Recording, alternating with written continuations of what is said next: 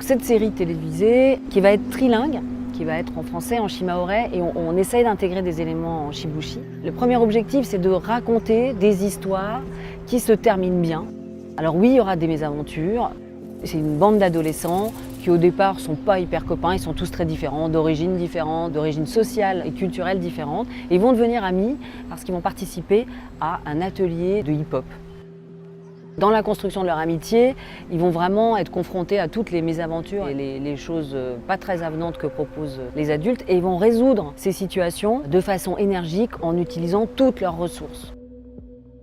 Et donc cette petite bande, qui va être un peu conduite par une adolescente en particulier, qui a une connexion avec le monde invisible, et ils vont en gros mener à bien leur combat, leur bagarre, leur bataille, et se retrouver sur des moments de danse. Mon personnage, on va dire qu'elle a un lien avec une dimension invisible. Il y a des gens qui rangent ça dans une catégorie culturelle seulement. Moi, je pense que ça existe. Ces petits personnages invisibles de Mayotte, bon, tout le monde parle, mais qu'on ne voit pas forcément. Et les potes avec.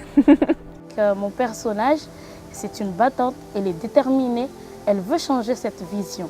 Elle veut réussir, peu importe ce qui peut se passer. Son objectif, c'est réussir et puis c'est tout, quoi.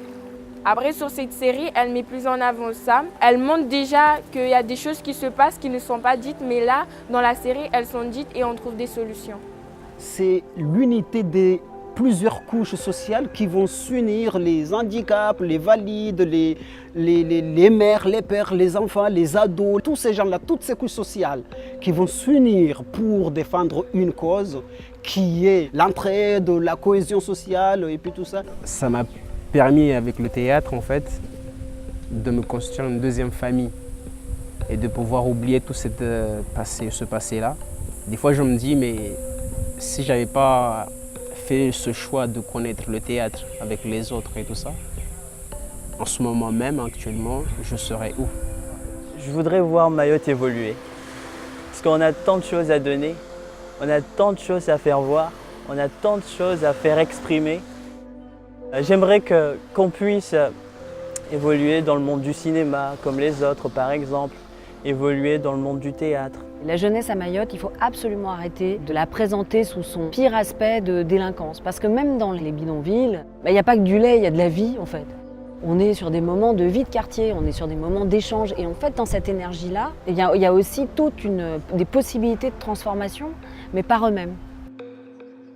La vie à Mayotte, même dans les conditions difficiles, ça peut être plus que charmant.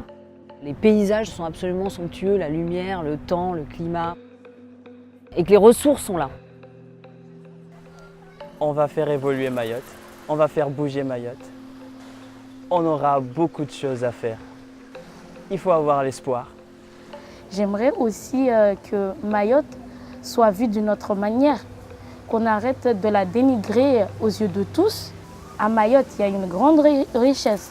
Peut-être Mayotte, c'est pas le plus parfait des départements, mais il y a des merveilles qui n'existent pas en France. Oh, il y a des hauts et des bas, donc il faut déjà combattre les bas. Après, à un moment donné, on va voir les hauts. Voilà. Mais avec la troupe, on se sent bien. Moi, je me sens bien avec eux. Je me sens vraiment bien.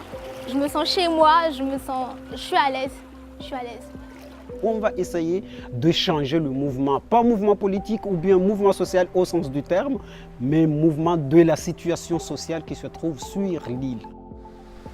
Tukana subira, dashindrao, andrembeli.